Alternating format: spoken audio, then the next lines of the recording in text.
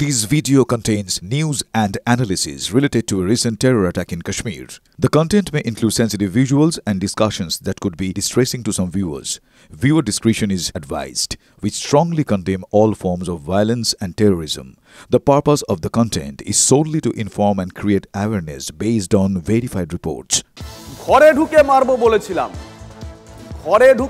বলেছিলাম ঘরে ঢুকে মেরে দেখিয়ে দিয়েছি ওদিকে গুলি চললে এদিক থেকে গোলা ছুটবে প্রধানমন্ত্রী নরেন্দ্র মোদী এই কথা বলেছেন বলে সরকারি সূত্রে খবর ভারতের তরফে বার্তা স্পষ্ট করে দেওয়া হয়েছে অপারেশন সিঁদুর বন্ধ করা হয়নি ওদিক থেকে কিছু করা হলে এদিক থেকেও জবাব দেওয়া হবে এটাই ভারতের পরিষ্কার অবস্থান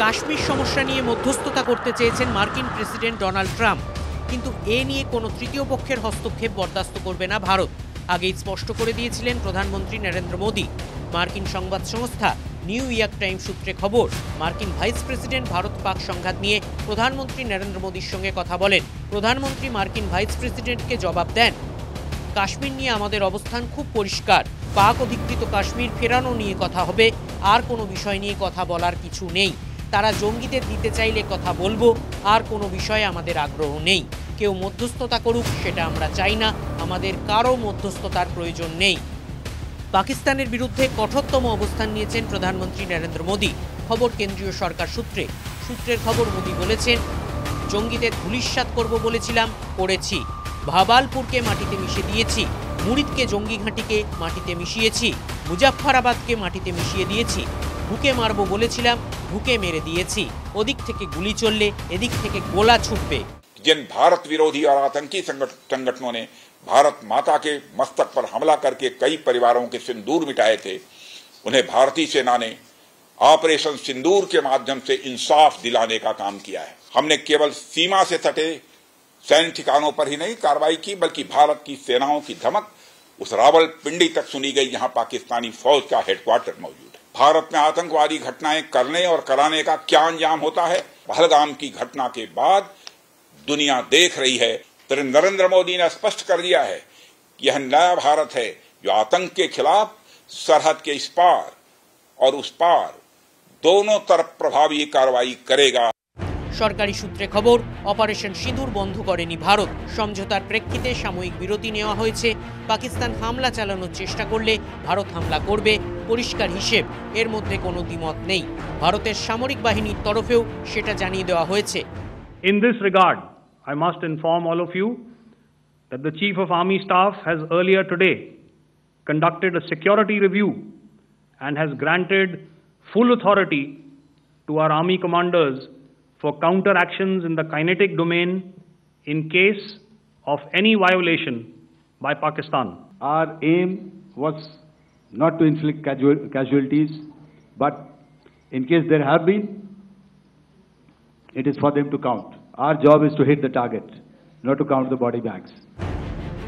পাকিস্তানের বিমান বহরের ঘাঁটিগুলি সম্পূর্ণ ধূলিসাৎ করে দেওয়া হয়েছে জানিয়েছে ভারতীয় বিমান বাহিনী নৌবাহিনীর তরফে জানানো হয়েছে পাকিস্তানের করাচি বন্দর ভারতের নিশানায় ছিল এখনো রয়েছে Our forces remained forward deployed in the northern Arabian Sea in a dissuasive and deterrent posture with full readiness and capacity to strike select targets at sea and on land, including Karachi at time of our choosing.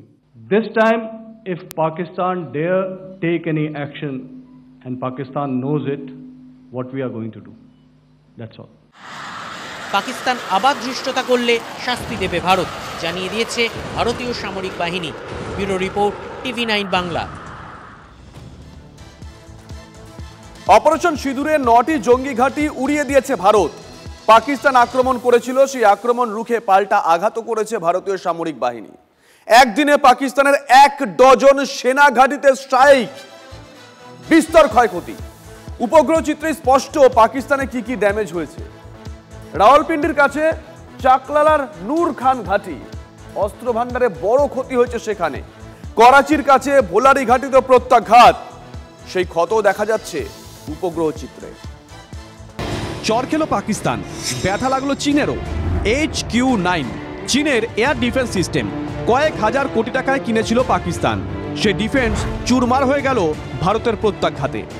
কোথাও জখম, কোথাও ব্যর্থ। 6 মে গভীর রাত ভারতীয় বায়ুসেনার missile হানায় গুড়িয়ে গেল পাকিস্তানের 9টি জঙ্গি ঘাঁটি। কোনোটা লস্কর-ই তৈবার, কোনোটা জৈশ-ই মোহাম্মদের, তো কোনোটা হিজবুল মুজাহিদিনের। শুধু স্ট্রাইক নয়, একেবারে নিখুঁত স্ট্রাইক। বাহওয়ালপুরে ছোড়া হয় দেশের সবচেয়ে খতরনাক মিসাইল। খতম হাই ভ্যালু টার্গেট, খতম মাসুদ আজাহারের গোটা পরিবার।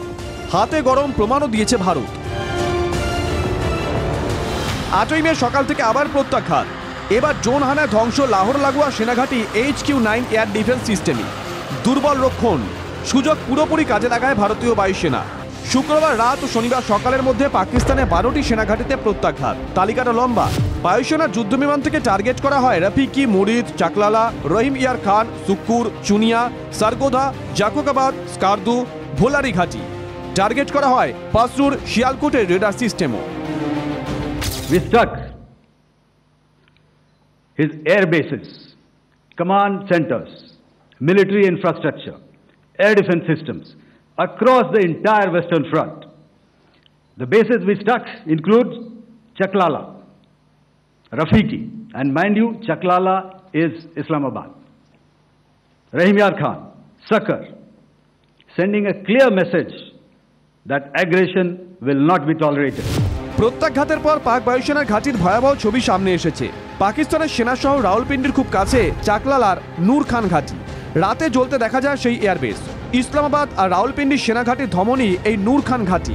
রাজস্থান সীমান্তের ওপারেই রহিম ইয়ার খান বিমানবন্দর। রানওয়েতে বিরাট গর্ত, বিমানবন্দরের অন্দর পুরোপুরি ক্ষতবিক্ষত। শনিবার দুপুরে খবর আসে জাকোকাবাদ বিমান ঘাঁটিও জ্বলছে। দ্রুত হামলা চালানোর এয়ারবেস ভোলারি, জাকোকাবাদ। রফিকি, সারগোধা এয়ার অপারেশনের অন্যতম ঘাঁটি। পাক অধিকৃত কাশ্মীরের স্কারদু উঁচু পাহাড়ি অপারেশনের লঞ্চপ্যাড। ড্রোন ওড়ানোর ঘাঁটি চুনিয়া, পাসরুর। এত বড় ধাক্কা, এতেই দিনের আলোর মতন স্পষ্ট ভারতের একটি এয়ার স্ট্রাইকও ঠেকাতে পারেনি পাক এয়ার ডিফেন্স। তাই তো কর্নেল সোফিয়া কুরেশি জোর গলায় বলেছেন, इंडियन आर्म फोर्सेस ने पाकिस्तान को बहुत भारी नुकसान पहुंचाया। उनके मिलिट्री इंफ्रास्ट्रक्चर्स को, चाहे वो लैंड एसेट्स हो या फिर उनके एयर एसेट्स। यही नहीं, इंडियन आर्म फोर्सेस ने पाकिस्तान की एयरफील्ड स्कर्दू, जकोबाबाद, सरगोदा और भुलारी को बहुत नुकसान पहुंचाया। पाकिस्तान की ऑफेंसिव व डिफेंसिव कैपेबिलिटी को नष्ट कर दिया गया। পাকিস্তান ব্যর্থ, চীনও ব্যর্থ। এক চরে জোড়া গালে দাগ বসিয়ে দিল Bharat. Bureau report, TV9 Bangla. 6 মে রাতে অপারেশন সিঁদুর ভারতে। সে রাতেই পেহেলগাঁও গণহত্যার বদলা নিয়েছে নয়াদিল্লি। পাকিস্তানের 9 জঙ্গি ঘাঁটিতে মিসাইল স্ট্রাইক। খতম মাসুদ আজহারের ভাই, শালক সহ গোটা পরিবার। খতরনাক পাক জঙ্গির তালিকাও দিয়ে দিয়েছে ভারত। আর ওদিকে জঙ্গি শেষকৃত্যে পাক সেনা ইউনিফর্ম পরে, সেই ছবিও আন্তর্জাতিক মঞ্চে ভারতের হাতিয়ার।